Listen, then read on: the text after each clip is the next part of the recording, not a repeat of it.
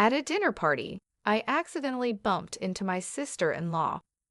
When she noticed, her face turned red with rage, and she immediately confronted me. Then she grabbed a vase from the table and hit me on the head right in front of everyone.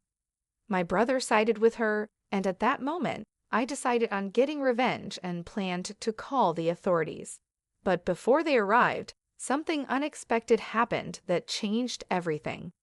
My name is Sarah Williams, and I'm a 31-year-old human resources manager living in a comfortable apartment in Seattle, Washington. I have always been drawn to the city, the dynamic culture, the vibrant tech scene, and the warmth of the community that echoes through every neighborhood. My job keeps me involved, and I take pride in my role. But the most cherished connection in my life is with my younger brother, Adam. Growing up, Adam and I were always close.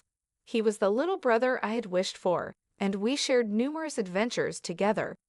I remember creating forts from blankets and wandering around the backyard for hours, lost in our imaginary realms. As he matured, our bond only grew stronger. I had always believed that nothing could separate us, especially when he began dating. When Adam introduced me to his girlfriend, Nicole, I was excited. She seemed ideal for him, charming, witty, and fun. The first time we met was at a family event. I remember watching Adam's eyes light up as he talked to her, and I couldn't help but feel a sense of joy. It was wonderful to see him so content. "Sarah, you're going to love her," he had said, practically glowing. "She's fantastic." As the evening unfolded, Nicole lived up to his praise. She had a magnetic aura that drew everyone in. We laughed, exchanged stories, and I felt an overwhelming happiness. This was the woman my brother had chosen, and I couldn't have been more thrilled. But as time passed, something felt off. Initially, I dismissed it as adjusting to sharing my brother with someone else. However, it soon became evident that Nicole had a darker side. At gatherings, she often made subtle, snide remarks that made me feel small. One Easter, I brought my homemade apple pie, a recipe from our grandmother. When dessert was served, Nicole casually said, "Oh, I thought I was handling dessert this year." The way she said it, with a sweet tone hiding the sting, made me force a smile. "Must have slipped my mind," I replied, warmth spreading up my cheeks. As the months passed, her comments got harsher. "Still alone, Sarah? You should consider dating. It might brighten your mood," she quipped during one dinner. I felt my heart drop, the jab piercing through my defenses. I tried to brush it off, thinking she was just playing around, but with every event, Nicole's words grew more pointed, and I felt increasingly isolated. I confided in my best friend, Erin, one night while we grabbed coffee. "Erin, something's wrong with Nicole," I confessed, stirring my cup anxiously. At first, I thought she was perfect, but now, she's different. "Different in what way?" Erin asked, raising an eyebrow. "She makes comments that appear harmless, but they're like tiny insults. It's as if she's trying to tear me down," I admitted, frustration bubbling. "Have you told Adam about this?" I hesitated, thinking of my brother's affection for her. I don't want to create issues. He's really in love. "Sarah, you can't ignore this. You deserve respect and peace in your own family," Erin insisted, concern evident. I nodded, knowing he was right, but the thought of confrontation made my stomach churn. Days turned into weeks, and Nicole's behavior only escalated. She began meddling in my relationship with Adam, deleting messages or not informing me of family plans. I felt like I was losing my brother, and the worst part was feeling utterly powerless. Finally, everything came to a head during another family dinner at our parents' home. I arrived early to help, and as everyone gathered, I sat in a spot I thought was available. But when Nicole entered and saw me, her face twisted with fury. "Excuse me, that's my spot," she snapped. I blinked, confused. "I didn't realize there was a reserved seat for you." Her eyes narrowed, and the room tensed. "It's always been mine. You should know that by now." Everyone was watching, my pulse quickening. "It's just a chair, Nicole." "Let's not overreact," Adam interjected, trying to ease the tension, but Nicole wasn't backing down. No, Sarah's always trying to take everything from me, always trying to overshadow me. I felt the weight of her words.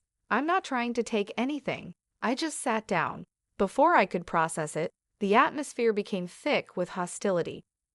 I braced myself for the storm brewing, completely unaware of just how deeply this moment would affect our family and my relationship with Adam. The aftermath was chaotic. My mind raced with disbelief as I tried to grasp what had just occurred. Nicole's accusations echoed in my head. I had always seen family as a refuge, but now it felt like a battlefield. After the dinner, Adam reached out, his message reading, "Can we talk?" Nicole feels awful about what happened. I sighed, knowing he was trying to smooth things over. I wanted to respond with a clever remark, but settled for, "Sure, I'd like to talk too." We met in a park that weekend, the sun shining brightly, but I felt a dark cloud hanging over us. Adam looked tense as he approached, brows furrowed. "Sarah, I'm really sorry about what happened. Nicole didn't mean for it to get out of hand." I wanted to believe him, but my words felt heavy. "Adam, it's not just about that. It's the way she treats me, the hurtful comments." His shoulders slumped. "I know she can be intense, but you have to understand, she's under a lot of pressure. Can't we avoid conflict?" Disappointment surged through me. "Avoiding it won't solve anything, Adam. I feel like she's pushing me out of your life, and I don't want that." His eyes softened, torn. "I promise I'll talk to her. Just give it some time." Weeks went by, and things only got worse. I noticed Nicole becoming more confrontational. One afternoon at a barbecue, she sidled up and said, "So Sarah, still alone? Maybe you're too picky." I felt heat creep up my cheeks. "I'm just focused on my career." "Right, because that's working out so well," she snickered, her laughter grating. After that, I confided in Aaron more, desperate for advice. "It's like I'm walking on eggshells." I told him one evening at our go-to cafe, the scent of coffee heavy in the air. "Maybe look into her background." "There has to be a reason for her behavior," Aaron suggested. I hesitated, weighing my options. I don't want to invade her privacy. What if it makes it worse?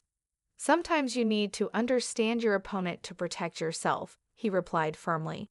His determination made me reconsider. After much debate, I dug into Nicole's past. It didn't take long to find unsettling details, mentions of toxic relationships and restraining orders. My heart pounded. What had my brother gotten himself into? I shared this with Aaron. "She has a troubling past. It might explain her behavior." Aaron nodded, serious. "You need to confront Adam with this. He has to know." That evening, I invited Adam for dinner. I hoped the comfort of a home-cooked meal would ease the tension. When he arrived, I noticed the worry on his face. "Thanks for coming. I made your favorite, spaghetti carbonara," I said, trying to lighten the mood. "Thanks, Sarah. It smells wonderful," he replied, but his eyes were clouded. Once we sat, I took a deep breath. "Adam, we need to talk about Nicole again." His face darkened. "I thought we agreed to let things cool." "I wish we could, but I found out some things. I don't think you really know who she is." I revealed her past relationships, restraining orders, and her attempts to sabotage my work. "She's been spreading rumors about me, and I can't let her hurt you, too." Adam's expression shifted as my words sank in. "I don't know what to think, Sarah. This is a lot." Before he could say more, a loud knock startled us. My heart raced as we exchanged worried glances. "Who could it be?" he murmured. I shrugged, unease growing. As he opened the door, a wave of apprehension hit me. Standing there was Nicole, her face flushed with anger and something else. "Fear? We need to talk," she demanded. Adam glanced back at me, torn. We were in the middle of a conversation. She ignored me, her eyes locked on him. "She's poisoning you against me." My pulse quickened. "I'm just trying to protect him, Nicole." "Protect? You mean control." "I know your type, Sarah," she spat, stepping closer. "Enough," Adam cut in, shaken. "Nicole, this isn't the time. She turned on me, venomous. You think you can just waltz in and ruin my life? I'm not trying to ruin anything. I want peace. Peace? You're tearing us apart. Rage twisted her features. In a blur, she snatched a vase from the table and swung it at me. I stumbled back, stunned as pain exploded across my forehead. Adam's eyes widened in shock. Nickel, stop. I touched the spot, feeling a bruise forming, tears stinging my eyes. You can't do this. You've been manipulating everyone, trying to turn him against me. Adam stepped between us, voice shaking. This isn't okay, Nickel. You can't treat Sarah like this. I breathed a sigh of relief, glad he was standing up for me. But as I looked at her, I realized just how deep her bitterness ran. The situation had spiraled beyond anything I could have imagined. Sirens wailed outside, and panic flickered in Nickel's eyes. What's happening? She whispered. Adam frowned, tension thick. Someone must have called. As the police officers entered, I stood frozen, disbelief washing over me. One officer addressed her, Mom, we need to talk. We received a report of an altercation. Nickel's face turned pale. I didn't do anything. You attacked my sister, Adam cut in. The officers exchanged glances and my heart sank. We need statements, one said. I steadied myself, recounting her aggression and how she had been isolating me. Adam's face fell, a mix of regret and disbelief. I didn't want this, Sarah, he murmured. But you need to see how dangerous she is, I replied softly. The officers stepped aside, speaking quietly. I turned to Adam, voice low. Please see how toxic she is. I'm scared for you. He ran a hand through his hair, conflicted. I love her, Sarah. I just need time. Before I could respond, the officers returned. Mom, we're placing you under arrest for assault. Nickel's eyes widened, panic seizing her. No, it's just a misunderstanding. She struggled as they cuffed her. I watched, a mix of relief and sadness washing over me. As they led her away, I looked at Adam, his face pale. I can't believe this, he whispered, voice breaking. I know it's hard, but her behavior isn't normal. She's been manipulating you, Adam, I said gently. Reality settled around us as the car drove off. In the weeks that followed, the fallout was brutal. Nickel was charged and sentenced. The impact on Adam was immense: anger, betrayal, sorrow. Amid the pain, I focused on rebuilding our bond. Slowly, he began to see her true nature. Aaron supported me throughout, his steady presence a lifeline. One evening, as we sat together, he took my hand. You're strong, Sarah. I'm proud of you. Thank you, Aaron. I couldn't have done this without you, I murmured, gratitude swelling. Reflecting on the ordeal, I realized I'd learned valuable lessons about strength, loyalty, and standing up for myself. I had confronted a toxic situation and emerged stronger. Gazing out at the Seattle skyline, I felt a renewed sense of hope. I was ready for whatever came next, knowing I had the power to shape my life and protect those I loved. Life was mine to mold, and I was prepared to move forward. Weeks passed since Nickel's arrest, and the fallout continued to weigh heavily on our family. Adam was distant and struggled to come to terms with what had happened. While I hoped the space would allow him to see things more clearly, I worried that Nickel's absence would only deepen his sense of guilt and loss. One day he called me. Sarah, can we meet? There's something I want to talk about. My heart raced with anticipation. Of course, let's meet at the park near your place. When I arrived, Adam looked weary. His shoulders slumped as if he carried the weight of the world. As we walked, he cleared his throat. Sarah, I need to apologize, he began softly. I should have seen it sooner. I should have listened to you. Tears stung my eyes. Adam, it's not your fault. You were in love. But love isn't supposed to blind you like this. I feel like I let you down, and I let myself down. He paused, taking a deep breath. I've been going to therapy since everything happened, and my therapist has helped me see things clearly. I kept holding on because I was scared of what it meant to let go. I was scared of being alone again. I reached out, placing a hand on his arm. "You're never alone, Adam. I'll always be here." His eyes met mine, a flicker of hope shining through the pain. "I know, and that's why I want to make amends. I've decided to press charges against Nicole for the harassment and manipulation she put us through. It's the only way to truly move forward." I stared at him, taken aback by his resolve. "Are you sure? That's a big step." "Yes," he nodded firmly. "She needs to be held accountable, and I need to rebuild myself without her shadow looming over my life. It's time to let go." I hugged him tightly, feeling a mix of pride and relief. "I'm so proud of you, Adam." With Adam's decision, things began to change. He filed charges against Nicole, citing harassment, emotional abuse, and assault. The legal proceedings were intense, but for the first time in a long while, I saw my brother standing up for himself. It was painful but necessary, and he was surrounded by support, our parents, Aaron, and me. During the trial, Nicole's toxic behavior was laid bare for everyone to see. Testimonies from her previous relationships confirmed a pattern of manipulation and violence, and she could no longer hide behind her charm. When the verdict came, the judge ruled in favor of a restraining order, ensuring she would stay out of Adam's life permanently. As the gavel struck, Nicole's face remained emotionless, but when she glanced at me, I saw a flash of hatred, one that sent a shiver down my spine. Despite her legal loss, I knew she wasn't truly defeated. It would be naive to think otherwise. But I was prepared. I had faced her wrath once before, and I wouldn't let it consume my family again. Adam, on the other hand, was finally free. In the months that followed, I watched him heal. He reconnected with old friends, rediscovered hobbies, and focused on himself.